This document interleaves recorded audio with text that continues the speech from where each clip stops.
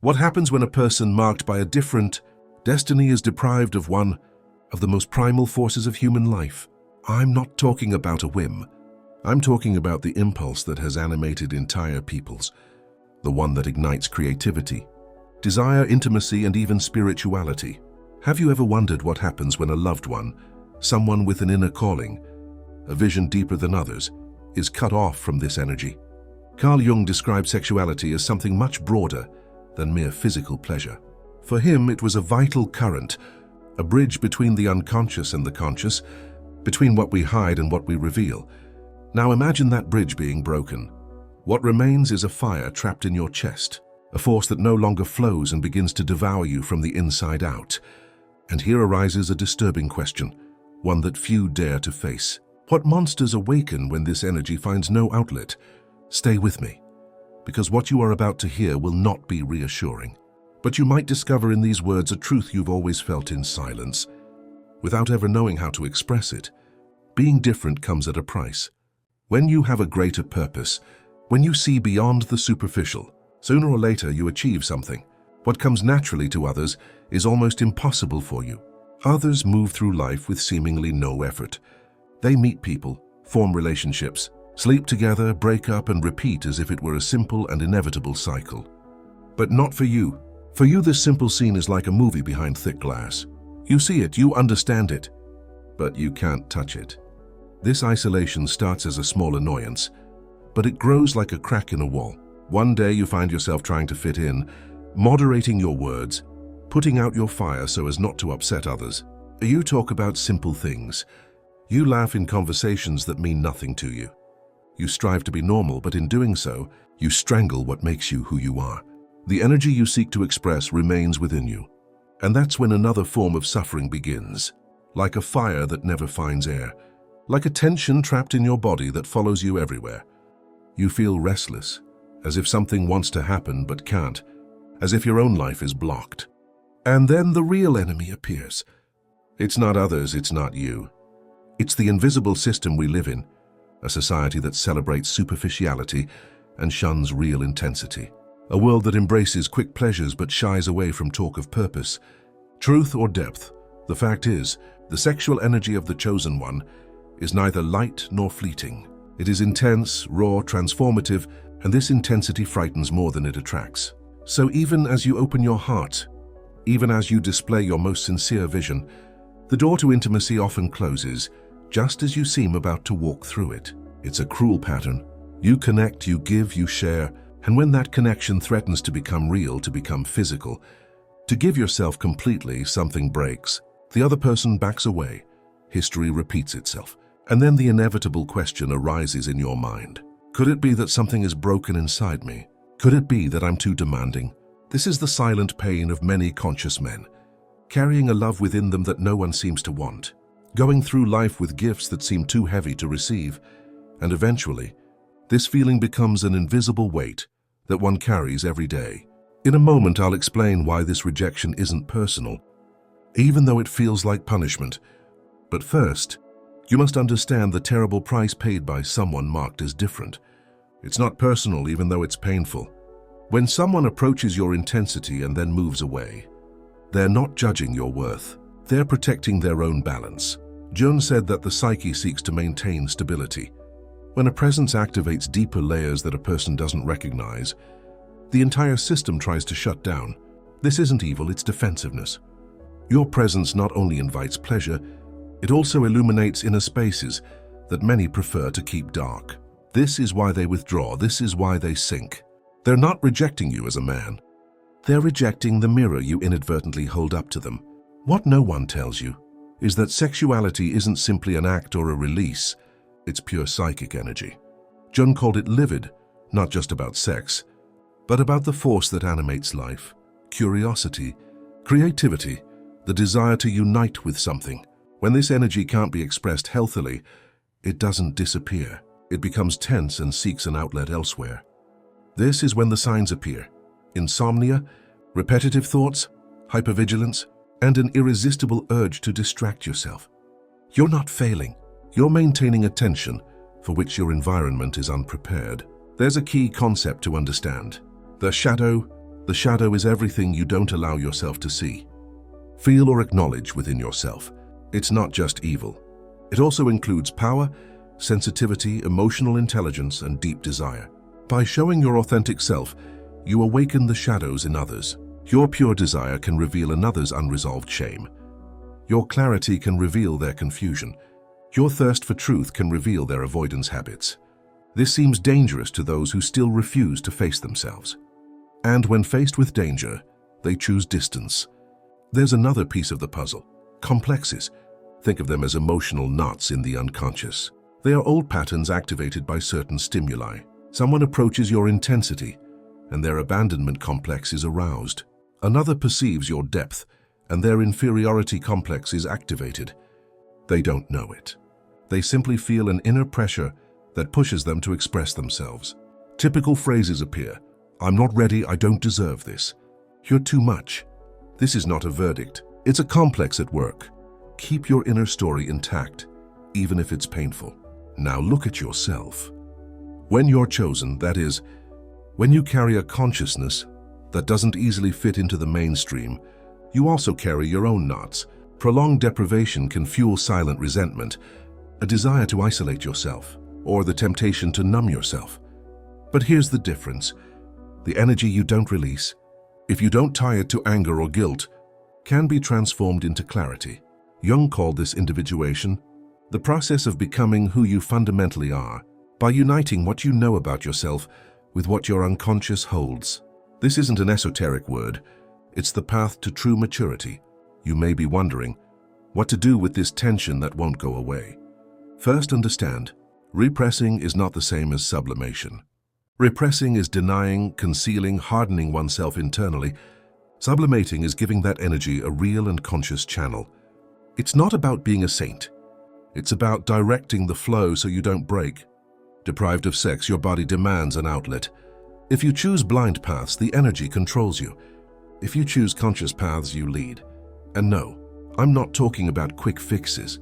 I'm talking about simple, consistent practices that transform tension into presence. Deep breathing, focused physical work, honest, unfiltered writing, body creation, music, drawing, design, martial arts, not as substitutes for connection, but as dikes that prevent the inner flood. Here's an approach that can shift your perspective. Your intensity isn't the problem.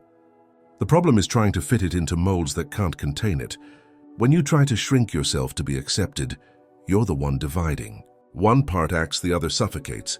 This division exhausts you more than loneliness. The path isn't to diminish yourself, but to make your presence readable. But how do you achieve this? By speaking clearly, by sticking to simple language, by remaining silent when the other person can't go that far. Don't give up your essence, adjust your pace. Intensity becomes habitable when it takes shape. The furious seek meaning. One could translate the Jungian mind. If you don't find meaning in intimate encounters, you'll seek out projects with soul. This is both the trap and the opportunity. The trap is to use the project to escape the pain of the body.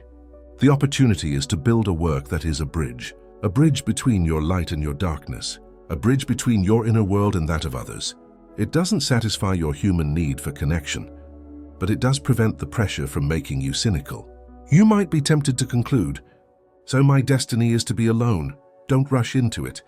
Enforced solitude and chosen solitude are two different things. The former confines you, the latter centers you. The former dries you out, the latter sharpens you. Choosing conscious solitude without screens, without noise, with attention, makes you master of your energy. It doesn't destroy desire, it distills it. And distilled desire doesn't steal. It offers, it doesn't demand. It calls. There's another point no one wants to address, the fear of impact. True intimacy doesn't just bring pleasure. It changes the trajectory of a life, a story, alters decisions, alters priorities. Many people on the threshold of this threshold recoil. "I'm not ready for something that real," they say. And they're right, they're not. Understanding this frees you from the fantasy of convincing. Your task is not to convince anyone. Your task is to remain whole while life shows you who can find you without running away. In a moment, I will tell you what happens within you when this energy, instead of stagnating or exploding, begins to transmute, for it is then that a door opens. One that few know about, the passage from raw desire to pure power. And that, believe me, changes everything. If you have come this far, it is not by chance. Something within you has recognized these words. That is why I propose a small ritual. Write in the comments, "I choose my peace," not as an empty phrase, but as an intimate reminder that your mind deserves silence and clarity. And if you decide to subscribe, do so with that gesture. Let it not be a mechanical habit, but the beginning of your own path to inner freedom. Now, let's continue. Transmutation begins when you decide not to fight the energy or blindly surrender to it, but to support it. Jung spoke of something simple and profound. When two opposing forces attract you, desire and abstinence, impulse and restraint, if you manage not to break or numb yourself, a third way appears. It's not a complicated theory. It's experience. We stay with the fire without extinguishing it or fanning it, and over time a new form of presence emerges. We don't become cold, we become clear. To understand why this is important, we need another element of our map, our anima. Simply put, in men, the anima is the inner image of the feminine. It's not a real woman, but the way our psyche represents the feminine. Sensitivity, intuition, connection to mystery, the body, and beauty. When life deprives you of intimacy, this inner image can become distorted. Either you idealize it by becoming a slave to impossible fantasies, or you demonize it by withdrawing into yourself. In both cases, you don't see people. You only see projections. How can we fix this? Not with more theory and fewer bodies, but by eliminating projections. By recognizing that no woman is obligated to support your heaven or your hell, and that what you seek externally must first be born within you, such as a capacity for relationships, listening, and genuine kindness. On the other side is the person, the social mask. We all use it to function. The problem arises when prolonged deprivation causes you to create an overly refined, aloof, self-sufficient, and impenetrable personality. Control on the outside, hunger on the inside. This mask protects you from rejection, but also from encounters. Without realizing it, you make it difficult to approach. There's no need to destroy this mask. Just loosen it. Let your voice crack a little when it needs to. Admit to the fatigue. Admit your desire without turning it into a demand. Vulnerability isn't weakness. It's removing the filter so the other person can truly see you. Now back to the fire. If it can't find a channel, it looks for shortcuts. A common example is inflation. That inner feeling of being special, superior, different from others. Inflation is treacherous because it disguises itself as clarity. You're convinced you were chosen, so you don't have to face your suffering. But the real cost of this lie is to isolate yourself even further. The antidote is humility and practicality, contact with reality, with your limits, with your own body. Do things that don't flatter your ego but that ground you. Train with discipline. Cook your meals, organize your space. Do what you say. Keep quiet when it's no use. Speak up when necessary. Fire needs stone walls to keep the house from collapsing. These walls are simple, repeated habits.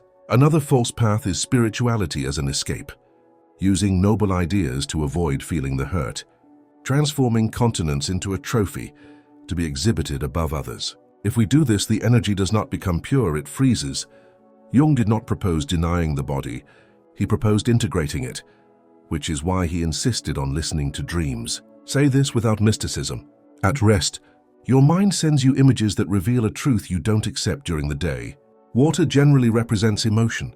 Fire, excitement, closed doors, blockages, bridges, and possibilities for union. You don't need to be an expert. Simply note 3 things upon waking: the scene, the dominant emotion, and the action the dream is asking you to take. Wait, speak, let go, act. Over time, you'll notice patterns. This silent observation gives you a compass. There is a law that is worth remembering in simple terms. What you deny dominates you.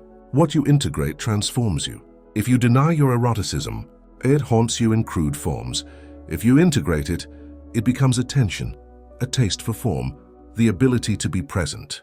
This doesn't diminish the human desire for connection, but it does prevent self-deception and self-harm. One becomes more lucid. Can you distinguish pure desire from a wave of anxiety seeking distraction? There are times when the pressure rises like a tide. A minimalist ritual, independent of any motivation, is appropriate. Think of it like consciously opening a valve. 10 deep breaths. Stomach flat, back straight. The exhalation twice as long as the inhalation. Then, 2 minutes of paying attention to your heartbeat. Then, write down what's happening internally without judgment. 1 page and that's it. This doesn't solve your life, but it repositions the energy from impulse to the zone of choice. And by choice, you can decide to train, create, rest, or speak, rather than react. And love, you silently ask for it. Here's another helpful idea expressed in plain language: the transcendent function. When you hold two opposites, I want to unite and I can't. I desire and I care for myself. If you don't break, a third thing is born, a form of love that doesn't need to possess to exist. This isn't resignation. It's a broader form of connection. You can desire someone while respecting their pace without breaking the bank. You can feel attracted without it, disguising itself as lukewarm friendship or pressure. This third form is rare because it requires available energy, and this available energy is born when you don't waste it fighting against yourself. I'm now talking to you about a mistake that exhausts almost everyone: confusing chastity with denial. Denial dries up, dulls the vision, hardens the voice, makes one rigid and intolerant. Chastity, on the other hand, is a matter of direction. You choose where you focus your attention, the images you let in, the type of conversation you have, the people you spend time with. Denial breaks you from the inside out. Direction shapes you. When you choose a direction, desire doesn't become obsession, but contained power, and that power used well illuminates your decisions. By keeping the fire burning without harming yourself, something strange happens in the soul. She ceases to be a projected phantom if she becomes an inner ally. As you notice the details, your taste improves. Your way of speaking is both more precise and warmer. Your creativity becomes concrete, not just empty ideas. A sober, not insipid tenderness appears. You begin to see women as beings in their own right, not as answers to your desires. And this simple fact makes you freer. You're no longer looking for a lifeline, but for a real encounter. At this point, the world will test you. Two kinds of temptations will arise. One will be a comfortable distraction, offers of quick pleasure that will leave you feeling empty. The other will be idealization, someone who perfectly matches the fantasy that saved you from suffering. Both options distance you from reality. Here's a guiding question: does this bring me closer to myself and the truth, or does it just drown out the noise for a while? If it's the latter, let it go. If it's the former, move forward calmly. Don't fall into the trap of approaching life as if you were a project to be optimized every day. You are not a machine. You are invested with a calling. And this difference influences the quality of your actions. When you tidy your room, you don't do it to improve yourself by 1%. You do it out of respect for the house where the fire will burn without destroying. When you train, you don't do it to be invincible. You do it so your body can absorb the energy without breaking. When you create, you don't do it to impress. You do it to shape something that would otherwise consume you. Jung said that the self, the deep center of the psyche, is greater than the ego. Let's translate this. There is an intelligence within you that sees beyond your will. When you accept this guidance, the urgency diminishes, your vision clears, and time becomes your ally. You no longer try to force the doors. You listen, you move, you listen again. This doesn't kill your desire, it frames it. And a desire framed in this way becomes reliable. The other can trust your yes and your no. In a moment, we'll break all of this down into concrete consequences. What changes in your work, in your relationship with your body, in your way of speaking? When deprivation ceases to be torture and becomes training, because that's when we begin to glimpse the promise of transformation. The before marked by hunger and the after marked by serene power. And this point, if you cross it, reorients your entire life. What changes with transmutation is not only your way of managing your desires, but also your way of approaching life. You begin to notice silent transformations, almost invisible to others, but very clear to you. And these transformations prove that deprivation, however cruel, can also transform you into something extraordinary. The first thing that changes is your relationship with time. Before, you experienced it as torture. Each day without intimacy seemed like endless pain. The clock became a reminder of what was missing. But when you learn to contain energy, time changes texture. It expands. It's no longer just waiting. It matures. It's as if each moment is part of a larger process. What you once felt as a void now feels like a buildup of strength. This change is significant. It's the transition from anxiety to silent power. Then your perception of your body changes. At first you felt it as an enemy, like a machine demanding what it couldn't get. But as you endure, you discover that the body isn't just desire. It's a memory, a symbol, an antenna. Jung said that the unconscious communicates through the body as much as through dreams. You begin to perceive tensions, pains, and urges as coded messages, and if you know how to listen to them, the body ceases to be a prison and becomes a teacher. Where before you only felt hunger, you now discover signs. What you need to give up, what you need to work on, what demands your attention. Your view of others also changes. Before, every human encounter was tinged with lack. Could it be her? Could it be now? Is it possible? Every interaction became an unconscious evaluation. But when the energy stabilizes, your gaze changes. You no longer observe with avidity, but with presence. The other ceases to be a means to satisfy your needs and simply become someone who is. This clear gaze is perceptible. Others feel it, and paradoxically, it is in this state that the possibility of more authentic connections is born. Because you're no longer desperately searching, you're available. And then a strange phenomenon occurs: magnetism. When you're no longer consumed by the pursuit, when you maintain and direct your energy, something in your presence changes, becomes denser, more attractive, even without you saying anything. It's not a superficial seduction. It's an existential weight. People can't explain it, but they feel it. There is something different within you, and that something is a sign that your fire is no longer overflowing, but contained, alive, ready to ignite. However, this state also brings new challenges.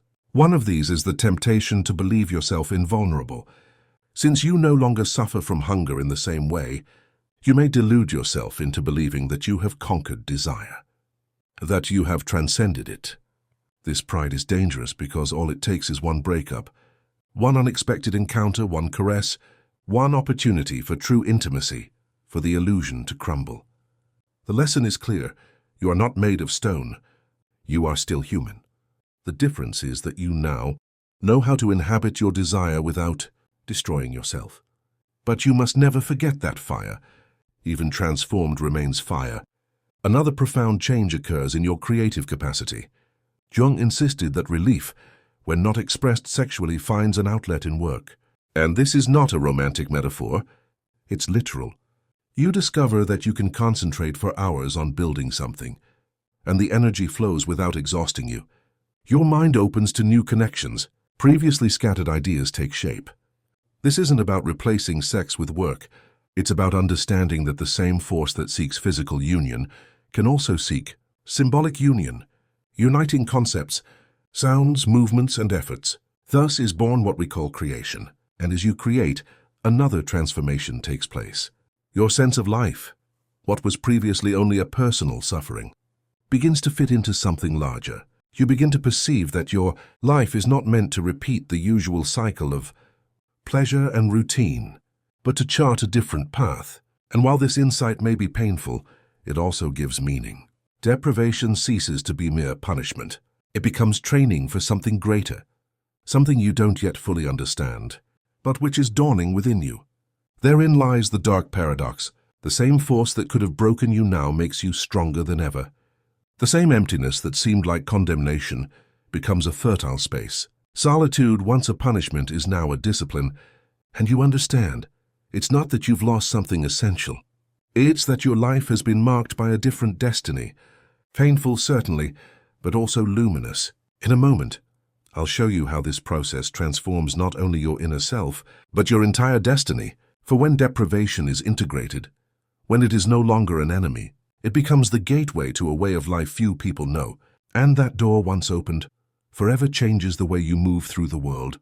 When deprivation ceases to be an enemy and begins to integrate into your life, something deeper happens. It changes your destiny. This is not an exaggeration.